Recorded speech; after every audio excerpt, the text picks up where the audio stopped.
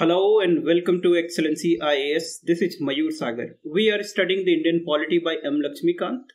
Today we are going to study about an important chapter, that is citizenship. Due to Constitutional Amendment Act or Constitutional Amendment Bill, this chapter become a part of the current affairs and thereby a very potential that the questions can be asked from here. Questions basic aspects से ही पूछे जाते हैं and friend, nobody can predict the UPSC and state PCS exam, but we can prepare to the extent that we can solve it confidently. Okay, always try to focus on the basic foundations because the structure of your preparation should be such that it should be rooted on basic foundations and then substantiated with the current affairs. Do not run only behind the current affairs or might be your structure may collapse. So that what important area that you should focus on this chapter, we will all discuss in the class, and we would also try to understand that important areas of concern of this particular chapter. Okay, so without getting the delay too much, let's get start with the today's class.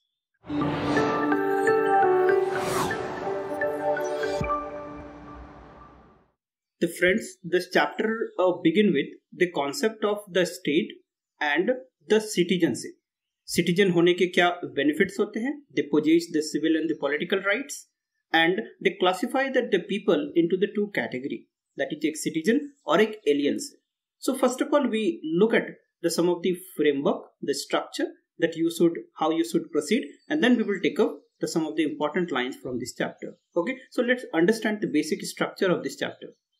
Friend, in a modern state, okay, already we have understood that in the state there lives the people, और जो people को classify हम लोग दो category में करते हैं, एक सिटीजन्स और एक एलियंस. सिटीजन्स उनको बोला जाता है they possess the civil and the political rights, and that aliens they possess the restricted rights, because aliens were further classified into the friendly aliens as well as the enemy aliens. So जो foreigners होते हैं, जो किसी foreign country के citizenship acquire करते हैं, poses करते हैं, दोज आर कॉल्ड एलियंस. और एलियंस भी दो टाइप के हो सकते हैं, एक फॉरेन एलियंस और एक एनिमी एलियंस.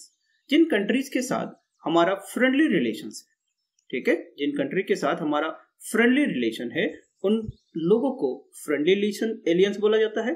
और जिन कंट्री के साथ वी आर एट वॉर, जिनके साथ हमारा लड़ाई चल रहा है, युद्ध चल रहा है, उन कंट्रीज के सिटीजन्स को हम लोग एनिमी एलियंस की कैटेगरी में रखते हैं. एनिमी एलियंस को और कम राइट्स है. फॉर एग्जांपल आर्टिकल 22 उनको नहीं दिया जाता है. Friends, I feel that there are the two important articles जो काफी डिफिकल्ट होते हैं याद रखने में, आर्टिकल 20 एंड आर्टिकल 22. सो इसके लिए एक ट्रिक्स मैंने बनाया है, दैट इज योर कैड. ठीक है, कैड ना पढ़े जानते होंगे. CAD means the in case of the conviction for offence, that is article 20 C for conviction for offence, and AD that is arrest and detention, उसके अगेंस्ट में जो right दिया गया है that is article 22. Okay, so AD under Article 22. So for the enemy aliens, Article 22 even not given. Okay, that is protections against the arrest and detentions. एक term use करते हैं polity में, that is called sovereign immunity.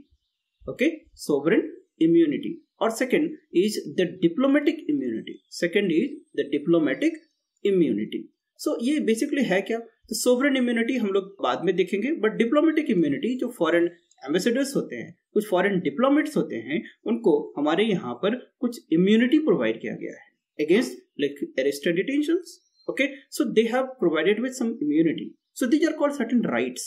Similarly in case of citizen, जब आप citizen होते हैं, you have the civil rights, you have the political rights.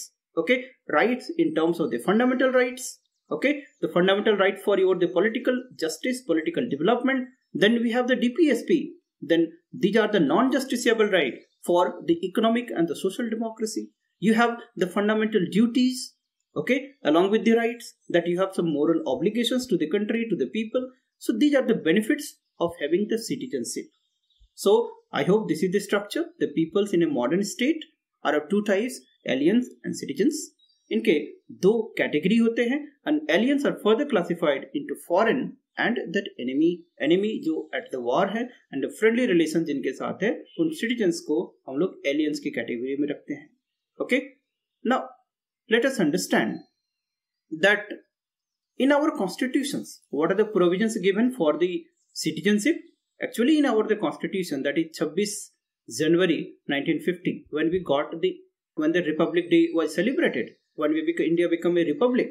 So उस समय कुछ क्राइटेरिया बताया गया, बहुत डिटेल क्राइटेरिया नहीं बताया गया, बट इट से दैट कुछ कंडीशंस है जिसके थ्रू इंडियन सिटीजनशिप को ग्रांट किया जाता है. तो इसको याद रखने का ट्रिक्स है that Indian citizenship is basically from article 5 to article 11. Article 1 to 4 हम लोगों ने पढ़ा है अभी. Okay, now article 5 to 11 it basically deals with the citizenship. और who is the supreme in the domain of citizenship? It is the parliament. Always remember, who is the supreme? It is the parliament. Means all the person are the subject to the law made by the parliament with respect to citizenship. So parliament supreme है with respect to citizenship. किसी का citizenship that grant करना हो, किसी का citizenship terminate करना हो, किसी citizenship के साथ कुछ changes करना हो, amendment करना हो, so all are done by the parliament. So कौन से आर्टिकल्स हैं जो सिटीजनशिप को डील करते हैं? आर्टिकल 5 टू लेके आर्टिकल 11. ठीक है. So article 5, article 6, article 7, article 8, ये बेसिकली 26 जनवरी 1950 को इंडियन सिटीजनशिप ग्रांट करने के कुछ क्राइटेरिया प्रोवाइड करता था. क्या क्या कंडीशंस थे? आर्टिकल 5 सिंपली से कि जो पर्सन डोमिसाइल्ड इन इंडिया हो, 26 जनवरी 1950 के डेट पे जो भी पर्सन डोमिसाइल्ड इन इंडिया हो वो इंडियन सिटीजनशिप होगा. आर्टिकल 6 से सम पर्सन्स माइग्रेटेड फ्रॉम पाकिस्तान, ठीक है, माइग्रेटेड फ्रॉम पाकिस्तान, वो भी इंडियन सिटीजन्स होंगे. आर्टिकल 7 से कुछ पर्सन्स इंडिया से पाकिस्तान चले गए और फिर लौट के इंडिया आए, तो वो भी पर्सन्स क्या होंगे? इंडियन सिटीजन्स होंगे. और articles 8 basically talks about persons of Indian origin, मतलब अनडिवाइडेड इंडिया. ओके, जो भारत, पाकिस्तान और जो भी टेरिटरी जो अनडिवाइडेड इंडिया के रीजन में उस समय जन्म लिए थे, दो all becomes the part of the Indian citizens. Getting my point? So these are the 4 articles basically, 5, 6, 7, 8. 5 talks about domicile in India. 6 Pakistan से माइग्रेट होके आए हैं. 7 इंडिया से पाकिस्तान गए, फिर पाकिस्तान से वापस आ गए. 8 talks about persons of Indian origin, मतलब अनडिवाइडेड इंडिया. आप ये ऐसे याद रखिएगा, अनडिवाइडेड इंडिया के जो भी पर्सन्स थे they all become the citizens. तो ये कुछ कंडीशंस थे. देन आर्टिकल 9, 10 और 11 these are also relating to that citizenship. Article 9 से दैट कोई भी पर्सन्स वॉलेंटरीली किसी फॉरेन कंट्री का सिटीजनशिप एक्वायर कर लेता है तो उसका इंडियन सिटीजनशिप क्या हो जाएगा? टर्मिनेट हो जाएगा, खत्म हो जाएगा. आर्टिकल 10 बोलता है कि all the persons are subject to the law made by the parliament for the citizenship. Citizenship के लिए जो भी लॉ पार्लियामेंट बनाएगा वो सारे पर्सन्स को equally, all the persons are equally subjected. Clear?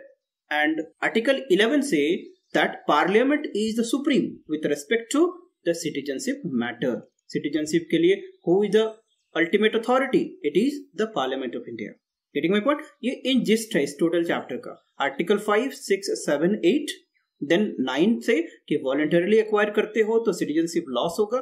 10 जो भी लॉ बनाया जाता है पार्लियामेंट से, that all the people of India are subject to that law, and citizenship के रिस्पेक्ट में who is the supreme authority? It is the Parliament. ठीक है. And it is the constitution which empower the parliament to make this the sophisticated enactment and that required legislation with respect to the citizenship of India. Now जब भी Indian citizens होता है तो Indian citizens होने के कुछ benefits होते हैं. ओके, सो जो कि to the specific to the Indian citizens है, उसको याद रखने का ट्रिक क्या है? Now any person who is a Indian citizen, तो इसके क्या क्या इंपॉर्टेंट बेनिफिट्स होंगे? पहला, in general they have civil and the political rights. उनके सिविल और पॉलिटिकल राइट्स होंगे. और कुछ इंपॉर्टेंट आर्टिकल्स हैं जो स्पेसिफिक टू सिटीजन है, उसको याद रखने का ट्रिक क्या है? 15, 16, 19, 29, 30 right to vote plus president और वाइस प्रेसिडेंट का इलेक्शंस, एमपीज और एमएलए प्लस फंडामेंटल ड्यूटीज. ये आप ट्रिक्स याद रखिएगा वन गो में कि these are only specific to the Indian citizens. Getting my point? What are the articles? 15, 16, 19, 29, 30 right to vote, that is president और vice presidential elections, MP MLA बनने का rights और फंडामेंटल ड्यूटीज. ये सिर्फ only to Indian citizens है. Okay, article 15 क्या है? याद करिए, right to principle of non discrimination. मैंने बताया था कि on the basis of religion, race, caste, sex, place of birth किसी को भी डिस्क्रिमिनेट नहीं करेगा state. This is a fundamental right, we will take up subsequently, okay, do not bother. आप इस तरह से डेवलप करें। Article 15 general principle of non discrimination, article 16 general principle of employment, equality of employment in the matter of public employment, okay, equal opportunity in matter of public employment. Article 19 क्या है? That is freedom of speech expression, ठीक है, that is called right to freedom of speech and expression, movement, residence and profession. ये 6 right provide करता है। कितने rights? 6 right provide करता है आर्टिकल 19, ठीक है। कौन सा? Freedom of speech and expression, movement, residence and profession, ठीक है। Similarly, Article 29 and Article 30, that is cultural and educational right. Article 29 किसी भी कम्युनिटी का लैंग्वेज, स्क्रिप्ट और कल्चर इसको प्रोटेक्ट और प्रिजर्व करने का राइट है, ठीक है। एंड माइनॉरिटीज को रिलीजियस इंस्टीट्यूशंस, रिलीजियस अफेयर्स को मैनेज करने का राइट्स है। सो 29 and 30 talks about the cultural and educational rights. ये सारे राइट्स जो फंडामेंटल राइट्स के पार्ट है, ये इंडियन सिटीजन्स को ही पूजे होंगे। फंडामेंटल राइट्स जिसमें हम लोग आर्टिकल 14 से लेके 32 तक हम लोग पढ़ेंगे, ओके। हम लोग जो और आर्टिकल्स लाइक आर्टिकल 14 ये Indian citizens as well as the foreigners उसको भी मिलता है, बट 15, 16, 19, 29, 30 ये एक्सक्लूसिव है to the Indian citizens. Similarly right to vote only Indian citizens, that is president और वाइस प्रेसिडेंट का इलेक्शंस के लिए इंडियन सिटीजन्स होना पड़ेगा। एक कॉन्सेप्ट याद रखिएगा, और रेदर टू से इन्फॉर्मेशन, इंडिया के केस में प्रेसिडेंट ऑफ इंडिया बनने के लिए 2 क्राइटेरिया होता है, एक that is citizen by birth और सिटीजन बाय नेचुरलाइजेशन। तो अभी हम लोग देखेंगे, आप याद रखिए, बर्थ और नेचुरलाइजेशन से जो इंडियन सिटीजन है वो भारत का प्रेसिडेंट बन सकता है, but in case of USA जो प्रेसिडेंट बनने के लिए तुमको सिटीजन बाय बर्थ ही होना पड़ेगा। Getting my point? कुछ कंडीशंस होते हैं, but trick is in USA by birth would only become the president, and in India by birth और नेचुरलाइज सिटीजन दोनों ही प्रेसिडेंशियल इलेक्शन के लिए एलिजिबल होते हैं, प्रेसिडेंट बन सकता है, ठीक है। Similarly MP MLA Indian citizen ही बनेगा। फंडामेंटल ड्यूटीज सिर्फ दैट इंडियन सिटीजन्स को ही ग्रांट किया जाता है। I hope getting my point. So this is the overall gist of this chapter जिसको आपको याद रखना है। एंड अपार्ट फ्रॉम दैट 2 और इन्फॉर्मेशन है, that is the parliament enacted the citizenship act of 1955 and this 1955 provide the overall criteria, that is acquisition of citizen on loss of citizen। citizenship acquire करने के लिए कुछ conditions provide करता है। ये क्या condition provide करता है? 5 criteria जो होते हैं, क्या क्या? that citizenship by birth, descent, registration, naturalization and incorporation of territory।